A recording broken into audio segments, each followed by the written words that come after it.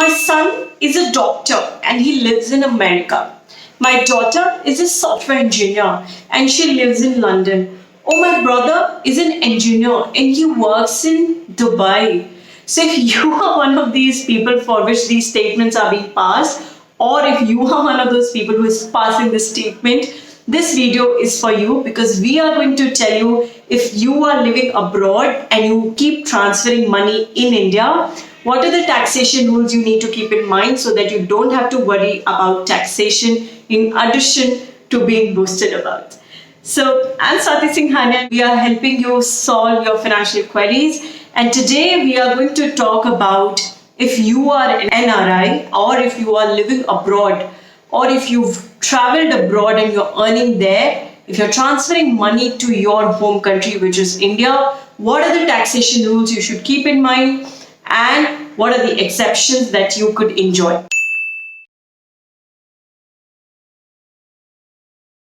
So India is one of the biggest nations which has people living abroad.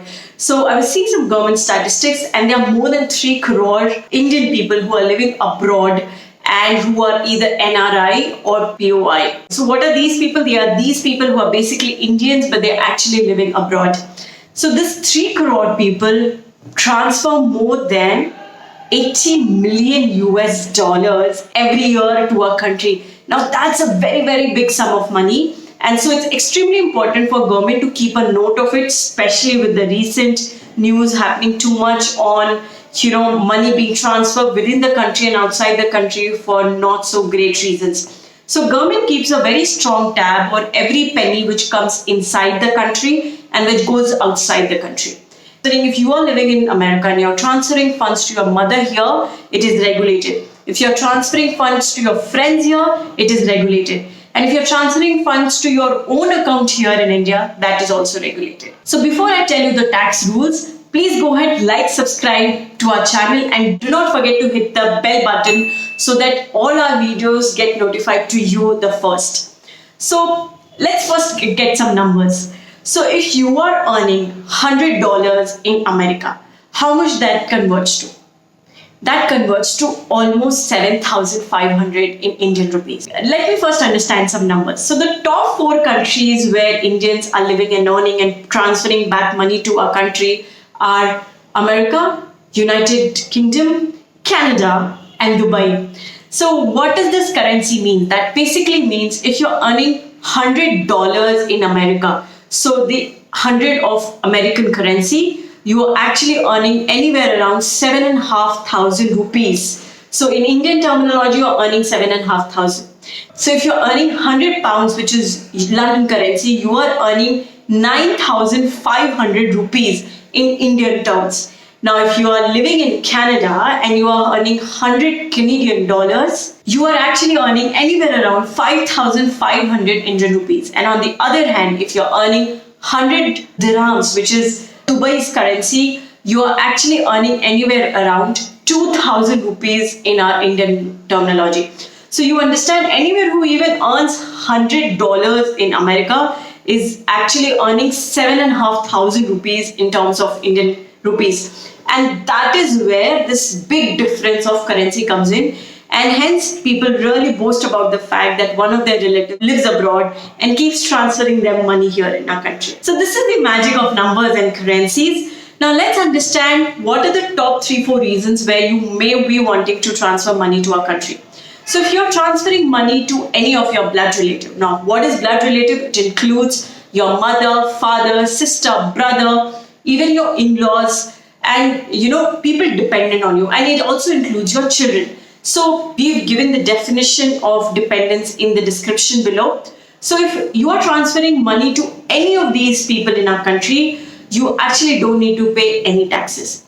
All you need to do is you need to inform in your income tax returns in your country, wherever you are living, and the recipient here. So if you've transferred $1,000 to your mother living in Bombay, she needs to, in her income tax return, inform that her son or daughter living in America or London has transferred that $1,000 to her.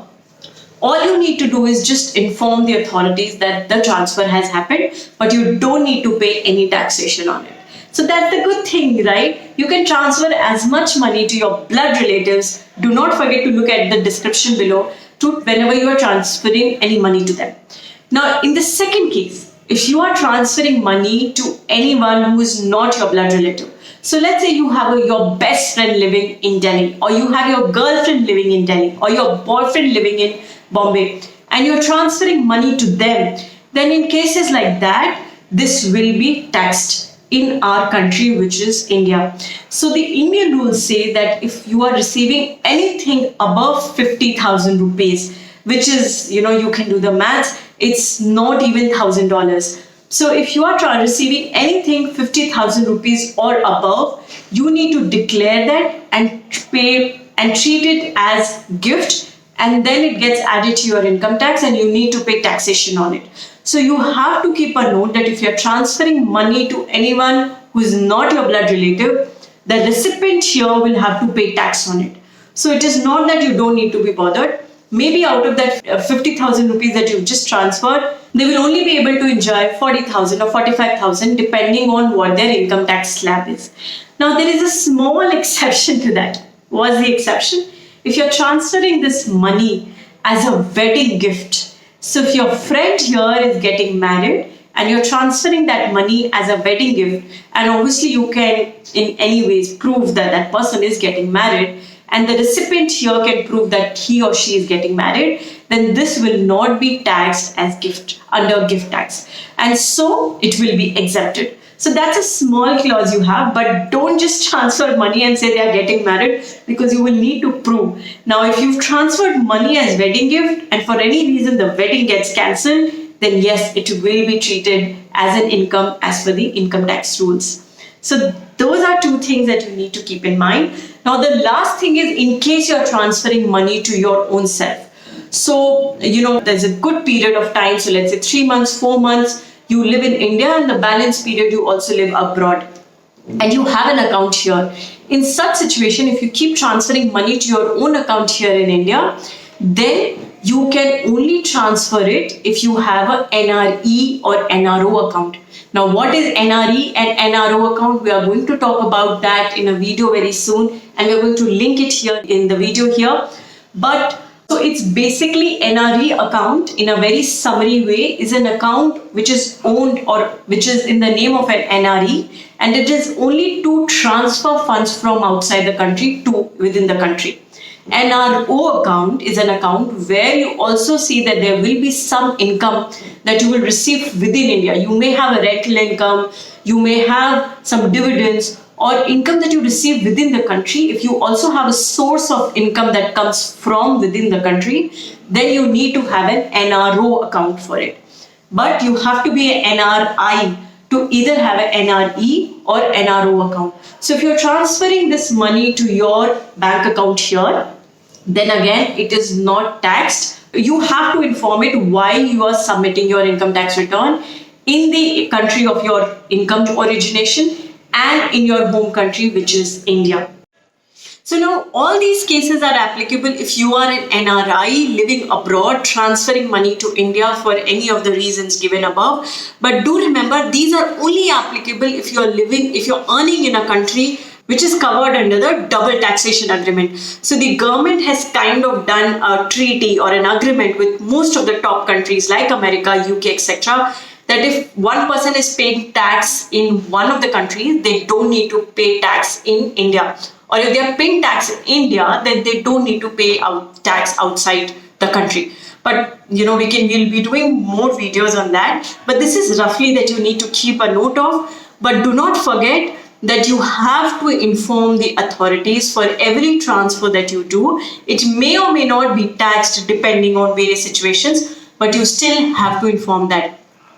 And also, one bonus tip that we have in all our videos, there is no upper limit or transfer. You can actually transfer all your salary to India and the government will not even ask that why are you transferring all your money. So there is no upper limit when you're transferring money back to India. But do remember, there is an upper limit when you're transferring money from India outside, and we've done a video on that which is given in the link here. So if you're transferring money from India to outside, there's another list of taxation that you need to keep a note of. But when you're transferring money within the country, there is no upper limit. You can transfer as much as you want.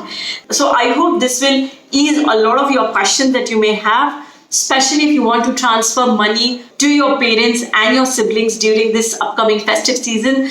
So I hope you can bring surprises to your family and relatives here by transferring them money that they didn't expect, and obviously bring a smile on their faces for that. So have a great week, and I hope this video helped. Do not forget to like, subscribe and share this video with your friend who is living abroad or who has a child living abroad so that it can answer all their questions. I look forward to seeing you in our next video. Till then, bye-bye. Have a great day.